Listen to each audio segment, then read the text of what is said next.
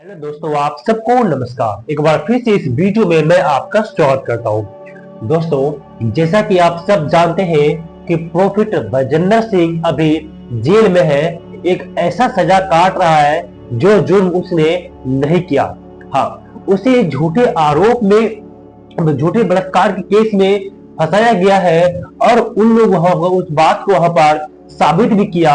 और इसके कारण से जो प्रोफेट बजिंदर सिंह जो है वहां पर उम्र कैद का सजा हुआ है, जो काम उसने नहीं किया है।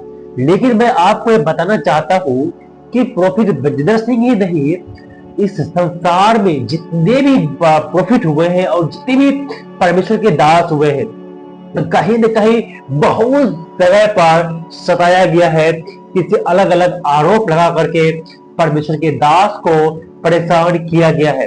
अर्थात प्रॉफिट हो, प्रचारक हो, विश्वासी हो, हर एक लोगों को जो है अलग अलग आरोप लगा करके फंसाया गया है, उस पर अत्याचार किया गया है। ये आज से नहीं है, पहले सदी की कलीसिया और पहले सदी की जो पहले जो कलीसिया था उसे भी सताया गया था इसी प्रकार से, या इससे भी ज्यादा नुकसानदायक या ज्यादा दर्दनाक रीति से उसे जो है सताया गया।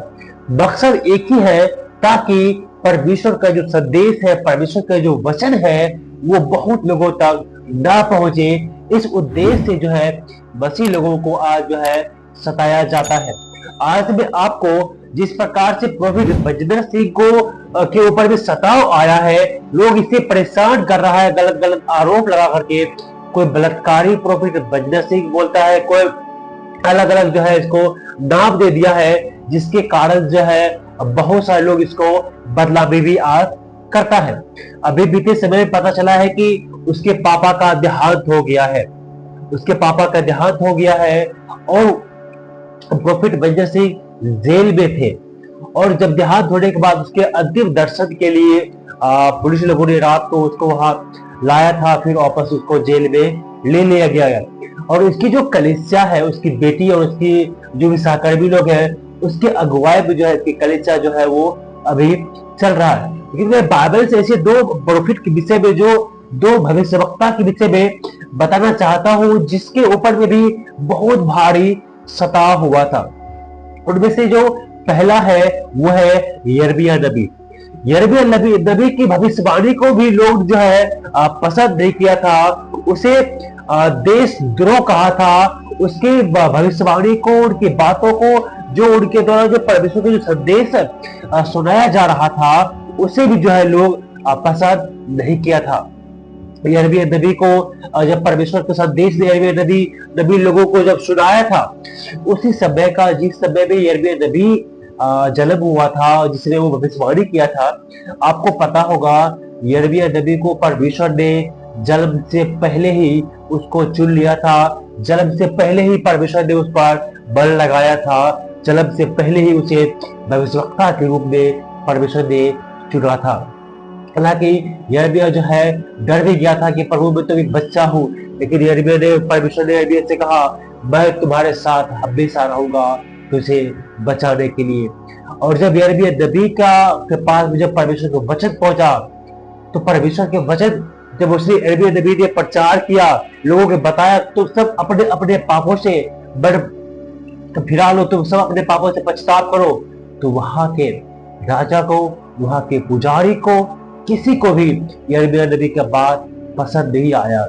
उसे बहुत पीटा गया, उसे पर गलत गलत आरोप लगाए गए और उसे क्या किया, अंत में एक ऐसे कुआं में फेंक दिया जिस कुआं में पानी नहीं था, सिर्फ कीचड़ और दलदल था। उसे पसंद आया। यिर्मयाह नबी की पुस्तक, उसका 38 अध्याय के 6 वचन के अनुसार उसे बहुत जो है परेशान किया गया। अब इतना परेशान करने के बाद भी यिर्मयाह नबी जो है परमेश्वर का संदेश बांटना उसने नहीं छोड़ा। उसने कहा, परमेश्वर के वचन मेरे हृदय में आग की तरह बंद है, मैं इसे बोलने से नहीं रोक सकता। इतना परेशान होने के बाद भी यिर्मयाह नबी जो है परमेश्वर का संदेश देना नहीं छोड़ा। जिस प्रकार से आज प्रोफेट बजिंदर सिंह के ऊपर में इतना सताव किया जा रहा है, इतना उसके ऊपर में परेशानी दिया जा रहा है, लेकिन फिर भी वो परमेश्वर का संदेश देना नहीं छोड़ा है। वो जेल में भी आज सबके लिए प्रार्थना करता है।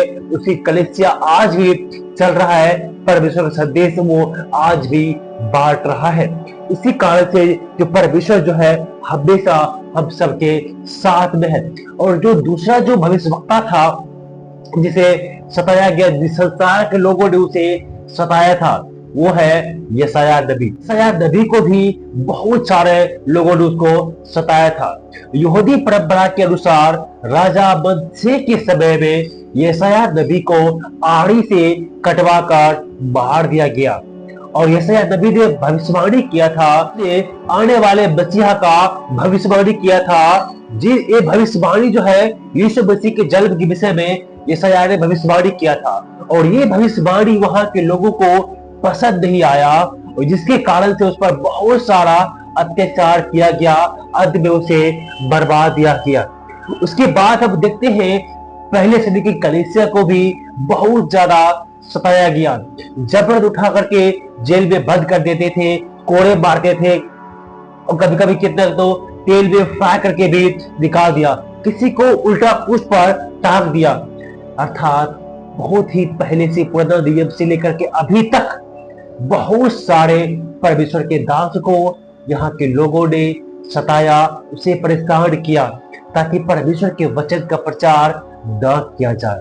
लेकिन परमेश्वर के वचन को कोई रोक नहीं सकता। जितना लोग परेशान करता है, जितना लोग उसे दुख देता है, परमेश्वर के वचन उतने ही ज्यादा विस्तार से आगे बढ़ता है। प्रभु यीशु मसीह के 12 चेले था, और उन 12 चेलों को लोगों ने बहुत ही ज्यादा दुख दिया, बहुत ही ज्यादा परेशान किया, सताव किया। लेकिन जितना ही ज्यादा कलीसिया पर अत्याचार हुआ, कलीसिया दोगुनी तेजी से आगे बढ़ा, और परमेश्वर का संदेश जो है आज बहुत लोगों तक पहुंच चुका है। इसलिए आज प्रोफेट बजनर सिंह के ऊपर में सताव चल रहा है, उसे गलत आरोप में फंसाया गया है, जिसके कारण से उसे उम्र कैद हुआ है। लेकिन ये बात जो है कभी भी मत भूलिए, वो परमेश्वर का लोग है। इस संसार की अदालत उसे उम्र कैद दे, जो भी सजा दे दे, लेकिन वो वहां से एक बाइज्जत बड़ी होकर जरूर वापस आएगा और फिर से परमेश्वर का सेवा करेगा। लेकिन मैं आज आपसे कहना चाहता हूं कि जब पतरस को वहां के सैनिक ने जेल में बंद कर दिया था, तो पतरस के कलीसिया के लोगों ने पतरस के लिए लोन लगाकर प्रार्थना किया। और आप सबसे मैं आग्रह करता हूं, निवेदन करता हूं कि आप सब जो है मसीही लोगों के लिए कलीसिया में एक इकट्ठा होकर के, एकजुट होकर के आप सब जो है प्रार्थना कीजिए। प्रोफेट बजिंदर सिंह के लिए प्रार्थना कीजिए, प्रोफेट बजिंदर सिंह के कलीसिया के लिए प्रार्थना कीजिए, और संसार में जितने भी मसीही लोग हैं और जितने भी जबान मसीही भाई बहन है, हर एक व्यक्ति के लिए जो है आज आप प्रार्थना कीजिए, ताकि इस देश के जो जवान लोग हैं वो गलत दिशा को छोड़ करके सही दिशा में आगे बढ़ सके। इस सब के लिए जो है आप जो है प्रार्थना जरूर कीजिएगा, ताकि ये देश जो है क्राइम की तरफ नहीं, सच्चाई की तरफ में जो है आगे बढ़ सके। ईश्वर आप सबको आशीष दे।